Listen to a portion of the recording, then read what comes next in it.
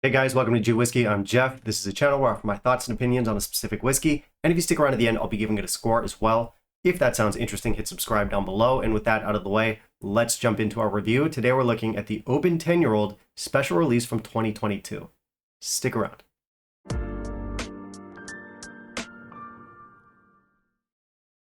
Alright, so it's an Oban 10 today, and this is a whiskey that honestly I wasn't too sure that I was going to buy. For a few reasons. First of all, if you've watched this channel before, you know that I might sometimes get a little bit critical of Diageo, and I actually put out a video last year where I poked a bit of fun at these special releases. I talked about the high prices and how silly I thought a lot of the marketing was, and yeah, I made fun of these bottles. I made fun of the Singleton, the Lady of the Deep.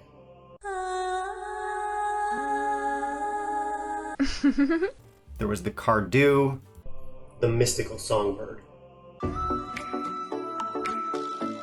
Quack. The Kleinleash. The Firecat. There was the Lagavulin, which is always a big hit. The Blazing Phoenix.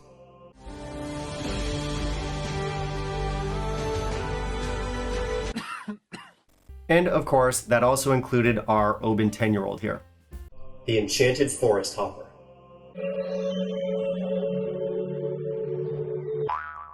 Now, to be fair, it's not actually called the Enchanted Forest Hopper. It's actually called the Celestial Blaze, which is a relief. I was worried it would be something cheesy. Anyway, in that video, I said I probably wasn't going to buy these bottles because they're too expensive, they're designed for collectors, and it's annoying that we're being asked to pay for the privilege of getting something that's cask strength and naturally presented from Diageo. Because let's face it, Diageo is definitely not known for good pricing or good specs, but lucky us, once a year we get the chance to buy these overpriced collectibles. Audible sigh. In my defense though, in that video, I never vowed that I wouldn't buy them, but I just said, yeah, I'm not likely to because I wanted to watch my budget. But this one here, I did manage to find for a much better price than where it's selling elsewhere. And also I split it with a friend. And that is how I'm justifying it to myself. But really, like, the reality is I have very little self-control and I'm just a weak-willed little Oban addict. No joke, no punchline, that's just true. But yeah, in the end I did cave, and the reason I caved is that I really loved the 2021 release, and I'd also heard a lot of good things about the 2022. Even though initially I was kind of skeptical about this one because the 2021 was all refill bourbon matured, and I like that because I like distillate-driven whiskeys.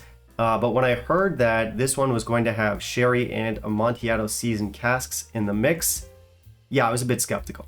Still though, I did want to try it. You guys know how much I love this brand, and these are the special releases that I dig.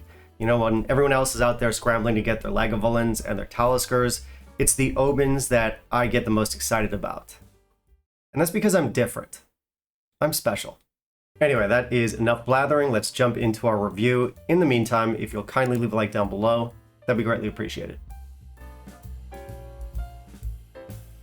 So we've got great specs here. This one comes in at 57.1%. It's non-chill filtered and our color is natural. And I was actually going to use that to sort of lead into a mini rant about Diageo, about how we never get specs like this unless it's a fancy special release. And I guess that is the rant. So that's done. All right, so for the look, these bottles are definitely eye-catching.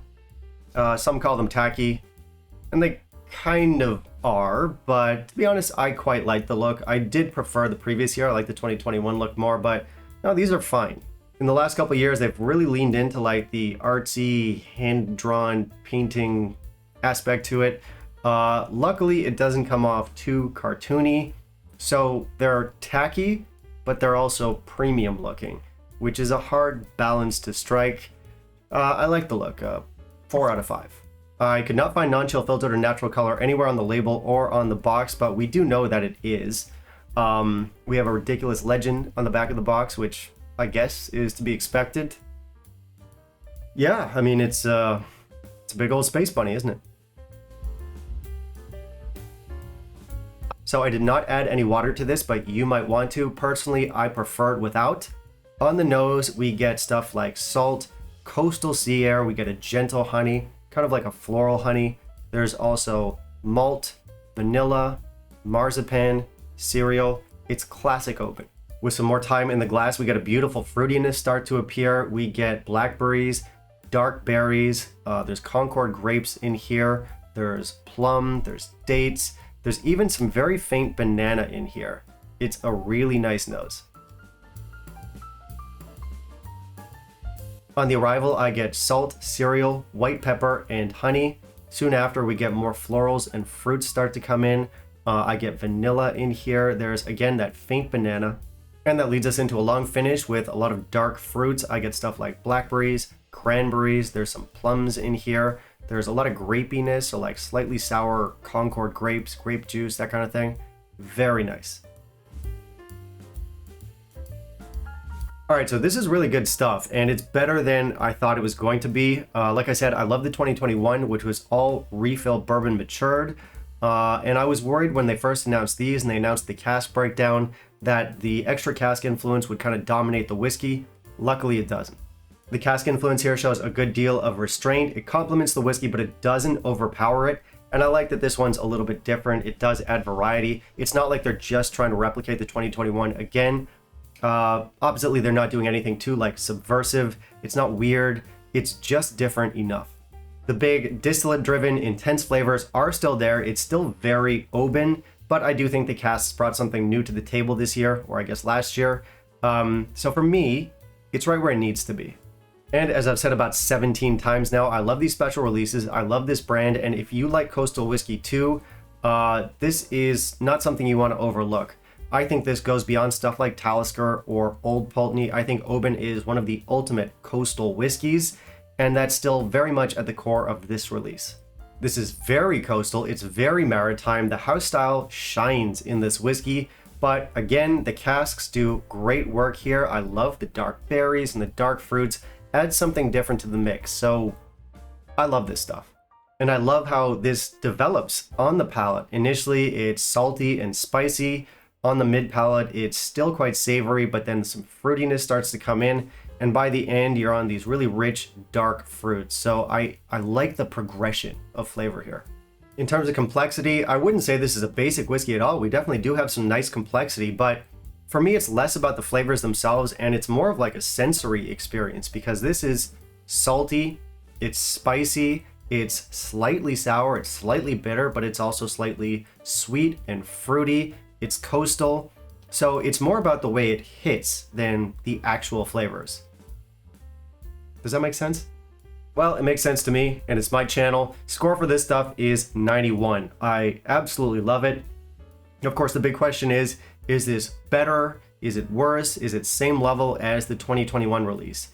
And the answer to that is yes. I think I'm just gonna fall back on my usual cop-out answer, which is it would be a mood thing. Now, admittedly, this one probably has a little bit more going on. Because of those casks, we've got some more flavor and maybe a little bit more complexity.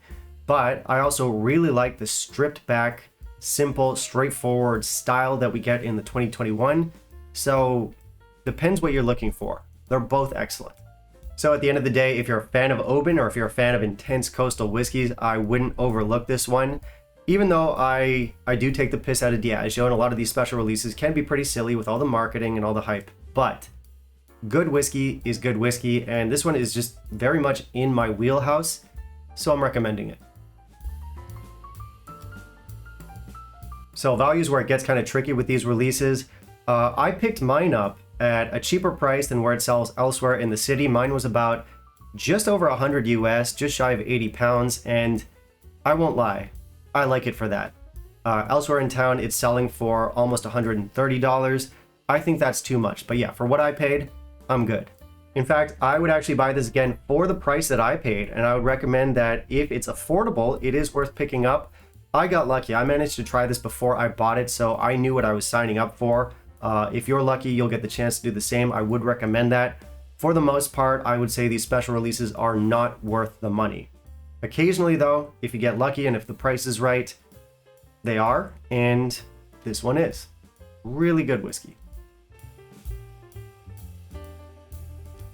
All right, that's it for me today, guys. Thank you very much for watching. If you want to help support the channel, I do have the Patreon. Otherwise, you can like, comment, and subscribe. Always appreciated. And of course, I want to hear from you. Have you tried our Oban 2022 special release? How would you compare it to the 2021? Also, you can tell me what special release you like the most. Are you going for the Lagavulins? Are you going for the Taliskers? Or are you like me? You're going for the Obans? Are you a anti-Diageo boycott type? Let me know down below. So much to share. Also, you can tell me what you want to see me review next, and I'll keep it in mind for my upcoming videos. Bye, guys.